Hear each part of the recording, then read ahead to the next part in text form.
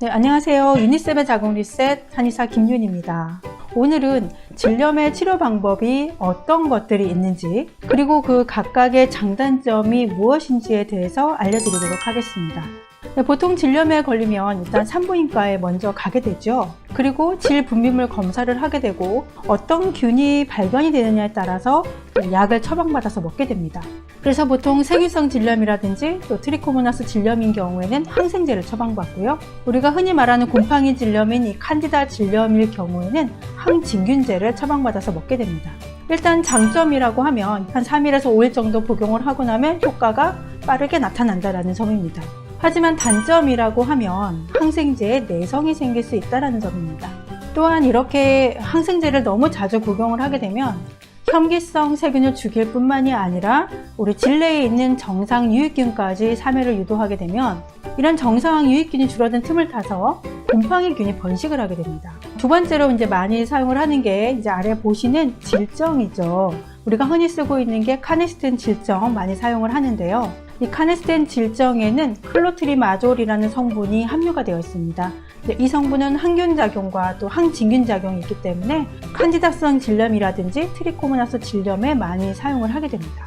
질정의 성분에 따라서 어떤 거는 하루에 1개씩 사용을 해서 6일 동안 6일요법을 쓰는 게 있고요. 또는 2알씩 넣어서 3일요법을 쓰기도 합니다. 장점이라고 하면 이것도 마찬가지로 치료 효과가 빠른 편입니다. 단점이라고 하면 이 질환에 직접 넣는 방식이 좀 불편하다. 그리고 또 질정이 녹아서 나오는 게 상당히 불편하다라는 점을 들 수가 있겠습니다.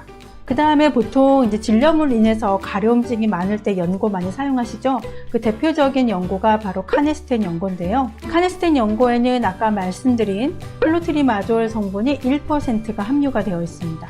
그래서 보통 곰팡이 질염으로 인해서 외음부가 가렵고 화끈거리고 따끔거리는 이런 피부 발진 증상에 많이 사용을 하죠.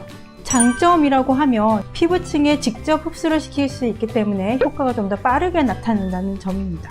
단점이라고 하면 음부의 피부는 상당히 연약한 피부이기 때문에 이게 너무 과도하게 사용을 하게 되면 피부가 짓무를 수 있기 때문에 주의하시는 것이 좋겠습니다. 그 다음에 요즘 젊으신 분들 중에 많이 하고 있는 게 또 유산균 복용 많이 하실 거예요. 근데 유산균을 복용을 한다는 것은 세균 자체를 죽이는 것은 아닙니다. 다만 질내 산도를 약산성으로 유지를 시켜주는 데 도움을 주는 성분이라고 볼 수 있죠.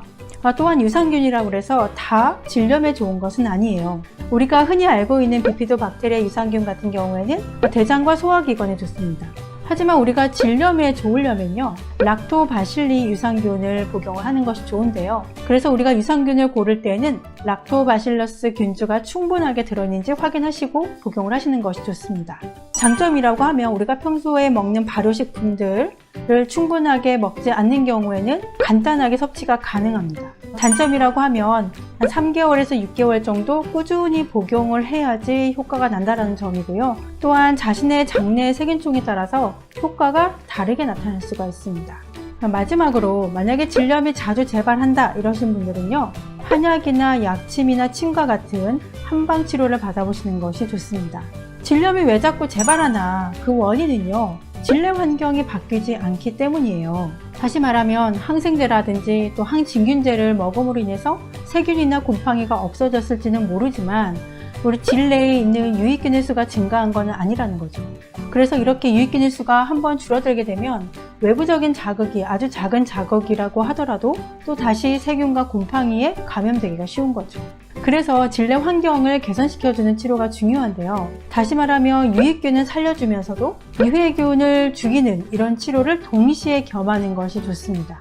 이런 한방치료의 장점이라고 하면 자궁체질을 근본적으로 개선해주기 때문에 재발하지 않도록 치료가 가능하다는 얘기고요. 단점이라고 하면 보통은 자궁체질이 개선되는 데 있어서 한 3달 정도의 치료 기간이 필요하기 때문에 치료 기간이 좀 오래 걸릴 수가 있습니다. 지금까지 유니쌤의 자궁 리셋이었습니다. 좋아요와 구독은 좋은 영상을 만드는 데 힘이 됩니다.